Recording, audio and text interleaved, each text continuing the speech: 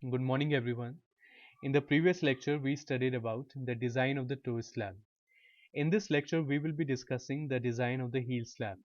As we already know that the heel is the portion of the base slab on which the soil rests and it transfers the weight of the soil supported by it to the soil underneath it. These are the dimensions of the various components of the retaining wall which we got in the earlier sections. This is the soil pressure distribution diagram which we used in the design of the toe slab. We will be using the same pressure distribution diagram for the design of the heel slab also. Now, just to make you revise, we got this pressure distribution diagram after plotting the values of the maximum stress and the minimum stress which we got during the stability analysis. After plotting these two values and joining them by a straight line, we got this pressure distribution diagram. So this is the pressure which is acting in the upward direction. If we want to design the heel slab, we must first know the various forces acting on the heel slab. So the first force which is acting on the heel slab is the upward soil pressure in the upward direction. The second force is the weight of the soil which is acting in the downward direction. And the third force is the weight, the self weight of the heel slab which is also acting in the downward direction. Uh, See, when we will combine these three forces, we will get the net pressure distribution diagram, and this net pressure distribution diagram will be used to analyze the heel slab and to design it. So first of all, we will find out the various forces which are acting on the heel slab. So the forces acting in the downward direction will be equal to the weight of the soil plus the weight of the heel slab. See, we can find out the weight of the soil supported by the heel slab by multiplying the unit weight of the soil by the cross-sectional area of the soil, and the weight of the heel slab will also be equal to the unit weight of the heel slab of the material used in the heel slab, that is concrete, into the cross-sectional area of the heel slab. See now how to get the cross-sectional area. If you see this diagram, we know that we design a retaining wall for 1 meter width. So suppose this is your 1 meter width. If you see this soil, so this is the height of the soil, this is 1 meter. So this is the height of the soil and this is 1 meter. So this is your cross sectional area. If you see this cross sectional area, it is a rectangular area and the area of the rectangle is length into width. So 8.9 into 1, this will give you the cross sectional area of the soil. And in order to get the cross sectional area of the toe, of the heel slab, I will multiply zero point 0.6 with 1 meter width. So this is also your triangle, also your rectangular portion, and the area of the rectangular portion is length into width, that is 1 into zero point 0.6. So if you see here, if you look here, see, after putting the values, I will get the total force acting in the downward direction. So gamma is 17, height of the soil into 1 will give you the cross-sectional area of the soil, and height of the soil is 8.9, 1 meter width. Weight of the heel slab will be calculated as gamma c into 0.6 into 1. Gamma c is 25 into 0.6 into 1. After calculating, I will get 166.30 kilonewton per meter width, which will be acting in the downward direction. See, now if you see the heel slab, the three forces are there. First force is the soil pressure which is acting in the upward direction. The second force is the weight of the soil which is acting in the downward direction, and the weight of the heel slab is also acting in the downward direction. So now we will take the downward forces as positive and the upward force as negative, and after combining these forces I will get the net pressure distribution diagram. See, if you see this diagram, first of all we will have to find out the value of the soil pressure at this section. In order to find out the value of the soil pressure at this section, that is this section, I must be using the properties of similar triangles. See, if I draw a horizontal line from here till here, this value is 82.33, so this value will also be 82.33. Let me just change the color. So this height will also be 82.33. Now I just have to find out this value. If I find out this value and add up to this value, I will get the total pressure, the total soil pressure at this section. And in order to get this value, I will use properties of similar triangles. So if you see these uh, here, there are two triangles. One is your this larger triangle and the other one is this smaller triangle. So by using the properties of similar triangles, that is the perpendicular of the larger triangle divided by the base of the larger triangle equal to the perpendicular of the small triangle, which we have to find out. Suppose it is small x, this divided by the base of the small triangle, which is 3.4. After calculating this equation, I will get the value of x as 45.96. If I add 45.96 and 82.33, I will get the value of the soil pressure at this section. And the value is will come out to be 128.29. See, now at this section 128.29 is acting in the upward direction, while the total downward force of 166.30 is acting in the downward direction. So downward we are taking as positive, upward we are taking as negative. So the total stress or pressure at this section will be 166.30 minus 128.29, that is 38.01 kilonewton per meter. Now if you see in this section, at this section upward pressure is 82.33 and the downward pressure is 166.30. So the total will be 166.30 minus 82.33, that is 83.97 kilonewton per meter. After plotting these values and joining them by a straight line, and this is the total or the net pressure distribution diagram which will be acting on the heel slab. Now we will use this net pressure distribution diagram for the analysis and for the design of the heel slab. See, the values are coming out to be positive, and we had considered downward forces as positive, so this pressure will act in the downward direction. So I have shown downward arrows because the values are coming out to be positive and we have taken the downward forces as positive. Now we will find out the spacing between the counterforts. See, we take the spacing between the counterforts. I'm talking about the clear spacing. So the clear spacing between the counterforts is generally taken between h by 3 to h by 2. H is the total height of the retaining wall. Total height of the retaining wall is 9.5. So 9.5 by 3 to 9.5 by 2, that is 3.17 to 4.75 meters. Therefore, we will consider a value in between this value. So I will consider the clear spacing between the two counterforts as 4 meters. Now let's come to the design portion. See, and this is the top view of the heel slab. I have drawn one panel of a heel slab. This panel is between two counterforts and one stem. If you see the stem, this is a stem, these are the two counterforts. So these three edges are fixed and this edge is free. See, the heel slab behaves as a cantilever beam near the stem while the beam action takes place at the outer edge. See, if you see the heel slab, two types of actions take place. See, in the portion of the heel slab near the stem exhibits cantilever action, because if you see this portion it is fixed and if you see this portion it is free. So this portion acts as a cantilever portion, and if you see the portion of the heel slab away from the stem or towards the edge of the heel slab, you will see that the two ends of the slab are fixed and while the third edge is free. So this portion will act as a fixed beam. So in a heel slab, two types of actions take place, and that is cantilever action and the beam action.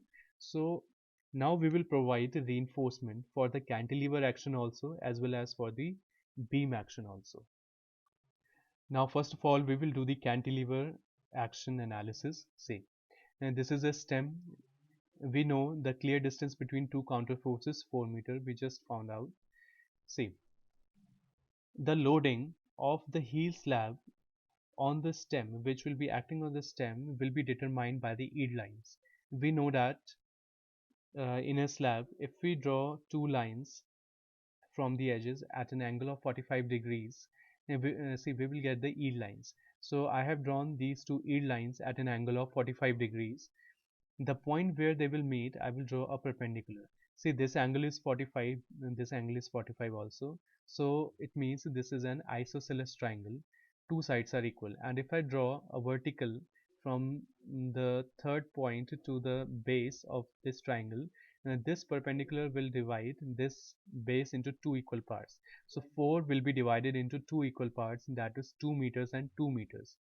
Now if I want to find out this perpendicular, I will just take this triangle and apply tan 45. See, we know that tan 45 is equal to perpendicular upon base. So perpendicular will be base into tan 45. Tan 45 is 1. So perpendicular will come out to be 2 meters. So in this portion, of the heel slab, that is the portion of the heel slab with width equal to 2 meter, cantilever action will take place. Now I will find out the values of the bending moment and the shear force on the stem. See, in the previous section we just found out the pressure distribution diagram for the heel slab. The value of the pressure at the stem was found out to be 38.02, and at the free end or free edge of the heel slab was found out to be 83.97. Now I will find out the value of the pressure at in this section. The section at a distance of 2 meters from the stem. Now I will find out the values of the soil pressure at this section. So again, by using similar triangles, the value will come out to be 65.05 meters.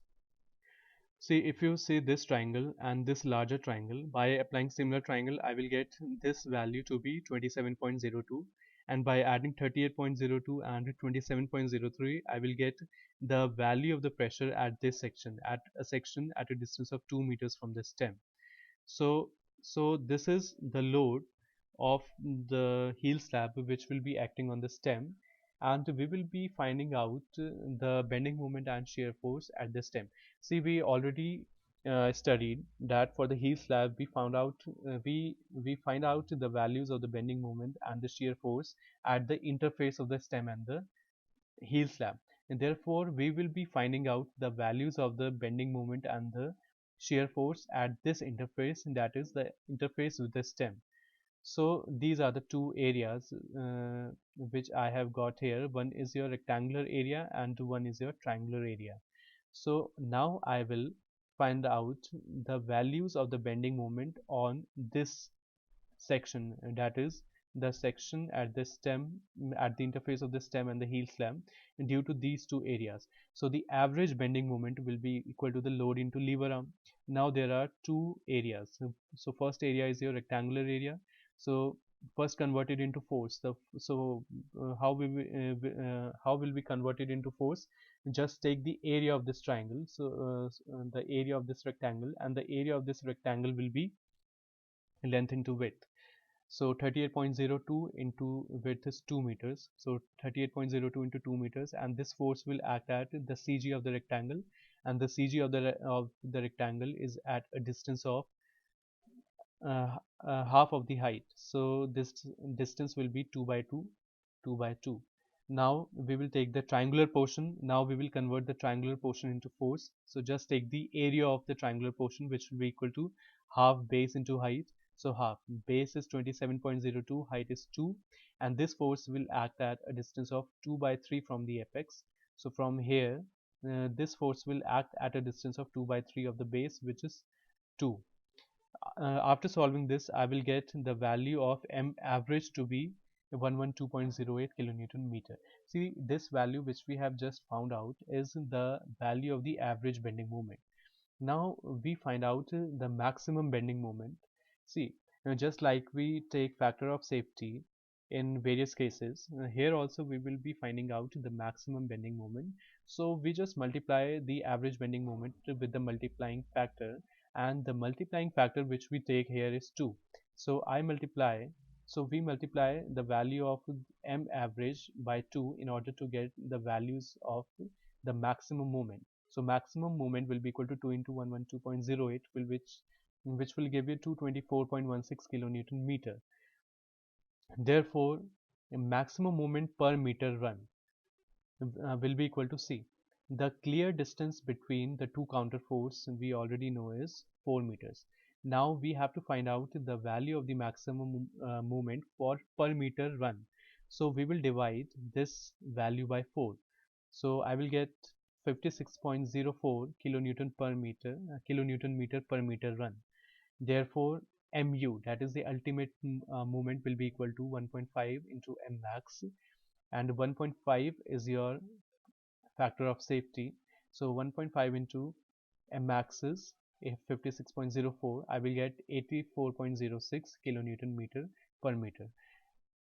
So now I have got the value of mu, which has come out to be 84.06 kilonewton meter per meter. Now I will find out the value of the shear force at the same section, that is the interface of the stem and the heel slab. So at this interface, now I will find out the value of the shear force, and for shear force we know that, see, now right now we are considering the cantilever action, and we found out that the cantilever action is prevalent only over this portion, that is over a width of 2 meters. And that's why we are taking the portion of only 2 meters only. Okay, so now we will find out the value of the shear force at the interface of the stem and the heel slab. So again, there are two portions, a rectangular portion and triangular portion. So we will just add these two forces, so we will get the shear force at this section. So the forces will be the area of this rectangle plus the area of this triangle. So the shear force V average will be area of the rectangle plus area of the triangle. I will get 103.06 kilonewton. Therefore, Vmax will be 2 times of V average. Therefore, I will get 206.12 kilonewton. Therefore, Vmax per meter run will be, just to divide the value Vmax by the clear distance between the counterforts, and that is 4. We will get 51.53 kilonewton per meter run. Therefore, Vu, ultimate shear force, will be equal to factor of safety into Vmax. Therefore, 1.5 into 51.53, I will get 77.30 kilonewton meter per meter. See, now let us assume that we are providing 20 mm dia bars and 50 mm nominal cover. Therefore, effective depth of the heel slab will be small d equal to capital D minus nominal cover minus dia by 2. So capital D is 600. Total depth of the heel slab is 600. A nominal cover is 50. Dia is 20. So I will get 540 as the effective depth. Now we will calculate the value of tau v, which is Vu by Bd. Vu I have already calculated as 77.30. So 77.30 into 1000, this divided by B is the unit width, that is 1000 mm, into 540, I will get 0.14 MPa. See, now from table 19 of IS 456, you can see that there are values of tau c given for corresponding values of PT. Now we will do the reverse thing. We will assume tau c equal to tau v, that is equal to 0.14 MPa, and now we will calculate the value of PT for this tau c.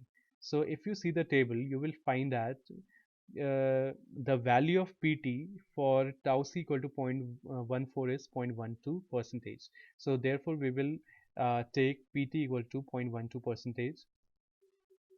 Now we know that PT equal to 100 AST upon BD. So from this formula I can calculate AST, which will come out to be 648 mm square.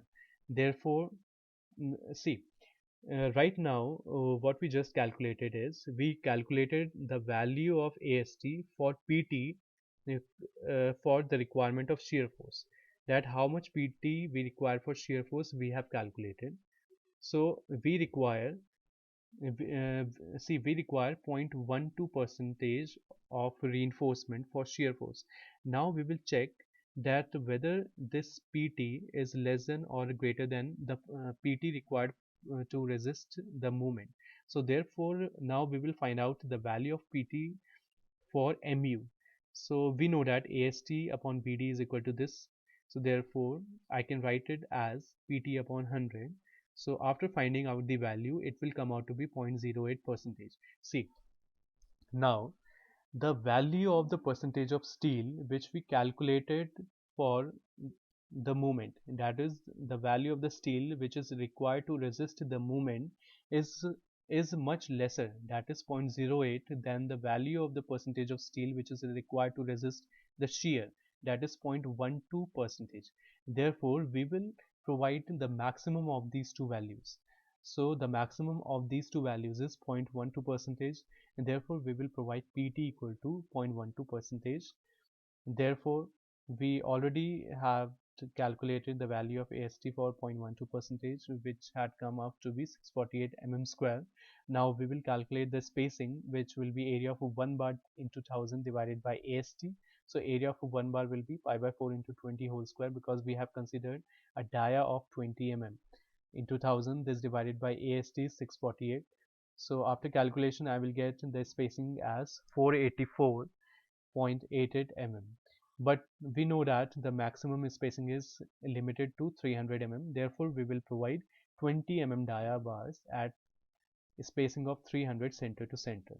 So this reinforcement we have provided for the cantilever action. Now for the beam action we will provide different reinforcements. See, now for the beam action we know that I explained you earlier that the beam action takes place near the edge of the heel slab. So let's take an element of width 1 meter. Okay, so I have considered an element of width 1 meter from the free edge of the heel slab. Now I will calculate the value of the pressure of the soil pressure of the net pressure at this section. See, now what we will do is we will find out the value of the net pressure at this section and this section, and then after finding out the values I will take the average of the two values. So the value which will come out will act on this strip. So first of all we will find out the value of the net pressure which will act on this section. So see, the total length was 3.4. Now we have considered a strip of 1 meter, and therefore this height will be 2.4 meters. We already know this value 38.02, and we already know this value 83.97. So we will find out this value by similar triangles, which will come out to be 70.46. Okay, now on this strip there are two values which we have found out. So one value is 70.46, and the other value that is at the free edge of this strip is 83.97. So now I will take the average of these two values. Therefore W average will give you 77.20 kilonewton per meter run. Let the thickness of the counterforts equal to 600 mm or 0.6 meters. See, this is the elevation which I have drawn. So this is your base slab or heel slab. This is your counterforts.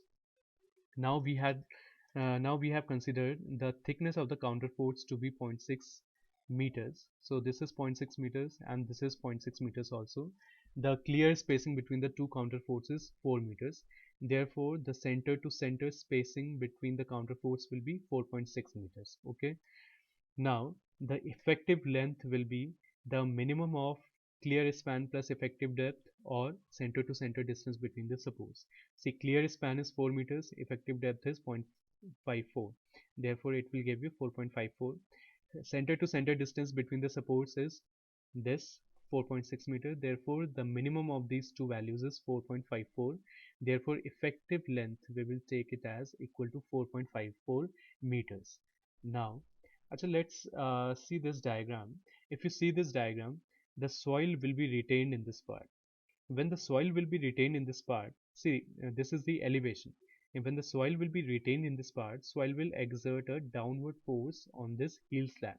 When a downward force will be exerted on this heel slab will deflect something like this. Okay, so at the supports, that is where the counterforts are there. So at the counterforts a negative bending moment will be produced. Hogging will be produced, and hogging we take it as a negative. So at the counterforts hogging bending moment will be produced, while at the mid span sagging bending moment or positive bending moment will be produced.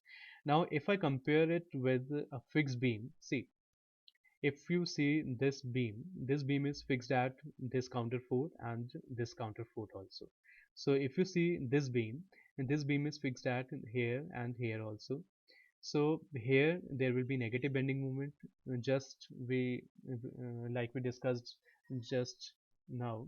So here will be negative bending moment, and here also there will be negative bending moment, and at the center there will be the positive bending moment.